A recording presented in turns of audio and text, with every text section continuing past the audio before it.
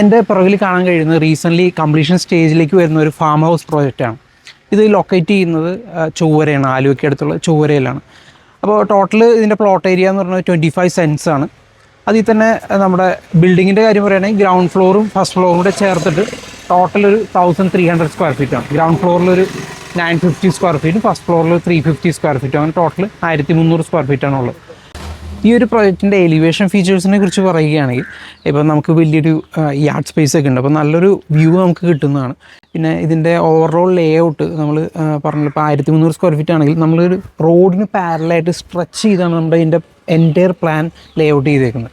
അപ്പോൾ അങ്ങനെ ചെയ്തുകൊണ്ട് തന്നെ നമുക്ക് എന്താ ഗുണം എന്ന് വെച്ചാൽ 1300 സ്ക്വയർ ഫീറ്റിനേക്കാൾ കൂടുതൽ വലിയ വലിപ്പമുള്ള വീടായിട്ട് തോന്നിക്കും നമുക്ക്. അവിടെ നിന്നെല്ലാം നമുക്ക് ഈ ഒരു ലാൻഡ്സ്കേപ്പ് ഏരിയയിലേക്ക് കംപ്ലീറ്റ് വ്യൂ കിട്ടുന്ന രീതിയിൽ തന്നെയാണ് നമ്മൾ ഇതിൻ്റെ എലിവേഷൻ ഡിസൈൻ ചെയ്തിട്ടുള്ളത്. അതിൻ്റെ ഒരു സ്റ്റൈല് പറയുകയാണെങ്കിൽ നമ്മളൊരു കൈൻഡ് ഓഫ് ഫ്യൂഷൻ സ്റ്റൈലാണ് നമ്മൾ ഫോളോ ചെയ്തിട്ടുള്ളത്. അപ്പോൾ അതിൽ ഈ പറഞ്ഞ റൂഫിംഗ് ടൈൽസ് സെറാമിക് റൂഫിംഗ് ടൈൽസാണ്. ഇതിൻ്റെ ഇൻറ്റീരിയറിനെ കുറിച്ച് പറയുകയാണെങ്കിൽ ഇപ്പോൾ ബേസിക്കലി ഇതിൻ്റെ പ്ലാൻ ലേ ഔട്ടിൽ നമുക്കറിയാം, ഇപ്പോൾ ചെറിയൊരു 1 BHK ഫാം ഹൗസ് തന്നെയാണ്. അപ്പോൾ നമ്മളതിൽ ഈ പറഞ്ഞ പോലെ ക്ലയൻറ്റിൻ്റെ റിക്വയർമെൻ്റ് അനുസരിച്ച് ഇപ്പോൾ ഇത് ചെറിയൊരു റൂമാണെങ്കിലും നമുക്ക് ആ ഒരു ചെറുതാണെന്ന് തോന്നിക്കാതിരിക്കാൻ വേണ്ടിയിട്ട് നമ്മൾ കയറി വരുമ്പോൾ തന്നെ ഈ ഡ്രോയിങ് കം ഡൈനിങ് നമുക്ക് നല്ല സ്പേഷ്യസ് ആയിട്ട് കിട്ടാൻ വേണ്ടിയിട്ട് നമ്മൾ ഡബിൾ ഹൈറ്റാണ് ഇവിടെ ഫോളോ ചെയ്തത്. അപ്പോൾ അത് നമുക്കിപ്പോൾ എത്ര ആൾക്കാർ ഇവിടെ വന്നു കഴിഞ്ഞാൽ നമുക്ക് ഒട്ടും തന്നെ റൂം ക്രാംഡായിട്ട് തോന്നുന്നില്ല. ഇപ്പോൾ നിങ്ങൾക്ക് ഫീച്ചേഴ്സ് നോക്കിക്കഴിഞ്ഞാൽ കാണാം. ഇപ്പോൾ ഫ്ലോറിങ് നമ്മൾ വിട്രിഫൈഡ് ടൈൽസാണ് ഇവിടെ കൊടുത്തേക്കുന്നത്. അതുപോലെ സ്റ്റെയർസ് ആണെങ്കിൽ തന്നെ ഇൻഡസ്ട്രിയൽ ഫാബ്രിക്കേഷൻ വർക്കിലാണ് ചെയ്തത്. അപ്പോൾ പിന്നെ ഇപ്പോൾ ഈവൻ കിച്ചൻ്റെ കേസ് എടുക്കുകയാണെങ്കിൽ തന്നെ നമ്മൾ ഓപ്പൺ കൺസെപ്റ്റിൽ തന്നെയാണ് ചെയ്തത്.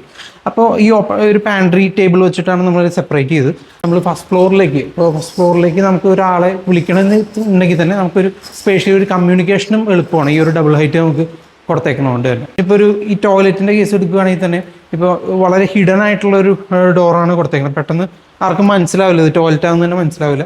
അപ്പോൾ ആ രീതിയിലാണ് നമ്മൾ ടോയ്ലറ്റ് എല്ലാം സെറ്റ് ചെയ്തേക്കുന്നത്. പിന്നെ ഇതിൽ മെയിനായിട്ട് ഇപ്പോൾ ഡബിൾ ഹൈറ്റ് ആയതുകൊണ്ട് തന്നെ നമ്മൾ സീലിംഗ് ഫാൻസ് നമ്മൾ അവോയ്ഡ് ചെയ്തു. കാരണം അത്രയും ഹാങ് ചെയ്ത് കഴിഞ്ഞാൽ ഓക്കോർഡ് ആവുമെന്നുള്ളതുകൊണ്ട് നമ്മൾ വാൾ ഫാൻസാണ് ക്ലയൻറ്റിന് സജസ്റ്റ് ചെയ്തത്. പിന്നെ ഡൈനിങ് ടേബിളിനെ കുറിച്ച് പറയുകയാണെങ്കിൽ നമുക്കൊരു ചെറിയൊരു മൈക്രോ ഫാമിലിയാണ് അദ്ദേഹത്തിന് ഉള്ളത്. അപ്പോൾ നമുക്ക് ഇവിടെ ചെറിയൊരു ടേബിളിൻ്റെ ആവശ്യമുള്ളൂ. പക്ഷേ ഇൻ കേസ് ഇപ്പോൾ ഒരു ഗസ്റ്റ് വരുവാണെങ്കിൽ ഒബ്വിയസ്ലി നമുക്ക് ഈ പറഞ്ഞ പോലെ ഇത് എക്സ്റ്റെൻഡ് ചെയ്യാൻ പാകത്തിന് പറ്റുന്ന ഒരു ടൈപ്പ് ഡൈനിങ് ആണ് നമ്മൾ സജസ്റ്റ് ചെയ്തത്. ഓക്കെ, ഏറ്റവും ഹൈലൈറ്റ് ആയിട്ടുള്ള ഒരു ഏരിയ, അതായത് ഈ ഒരു ഫീച്ചർ വോളാണ്.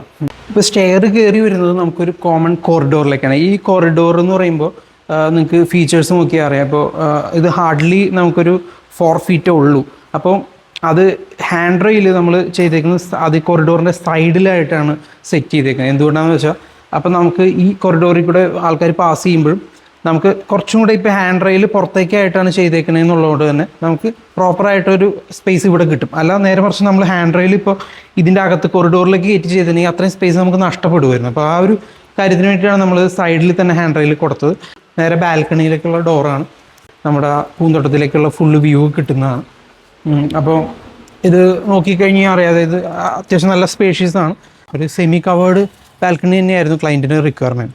ഈ ബെഡ്റൂമിലേക്ക് വരികയാണെന്നുണ്ടെങ്കിൽ നമ്മൾ ഡോറ് തുറന്ന് കഴിയുമ്പോൾ തന്നെ വാർഡ്രോബ് അറേഞ്ച് ചെയ്തേക്കുന്നത് അതിനെ ഡിസ്റ്റർബ് ചെയ്യാത്ത രീതിയിൽ, അതായത് റൂം നമുക്ക് ഒരു പ്രോപ്പർ റെക്റ്റാങ്കിൾ ഷേപ്പിൽ തന്നെ കിട്ടും. ഹെഡ് റെസ്റ്റിൻ്റെ ബാക്കിൽ വരുന്ന സ്ഥലത്ത് നമുക്ക് വിൻഡോസ് ഒന്നും വെച്ച് ഡിസ്റ്റർബ് ചെയ്തിട്ടില്ല. അതുകൊണ്ട് തന്നെയാണ് നമ്മളത് സൈഡിലേക്ക് മാറ്റി ചെയ്ത്. ഓരോരോ നമ്മളൊരു കോർണർ വിൻഡോ നമ്മൾ എലിവേഷൻ സപ്പോർട്ട് ചെയ്യുന്നതാണ്. നമുക്കത് ബ്ലൈൻഡ്സ് വെച്ചിട്ട് ചെയ്തേക്കണം. അപ്പോൾ നമുക്ക് അത് അതിൻ്റെ ലൈറ്റിങ് കൺട്രോൾ ചെയ്യാൻ കഴിയും.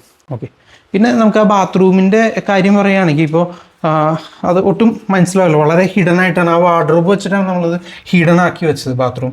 അപ്പോൾ ഇത് ബാത്റൂം ഉണ്ടെന്ന് പെട്ടെന്ന് പുറത്ത് നോക്കി കഴിഞ്ഞാൽ മനസ്സിലാവില്ല. അത് അത്യാവശ്യം നല്ല സ്പേഷ്യസ് ആയിട്ടുള്ളൊരു ബാത്റൂമിലേക്കാണ് തന്നെയാണ് കിട്ടുന്നത്. നമ്മൾ 150 by 270 എന്നുള്ളൊരു സ്പേസിൽ തന്നെയാണ് ബാത്റൂം ഡിസൈൻ ചെയ്തിട്ടുള്ളത്.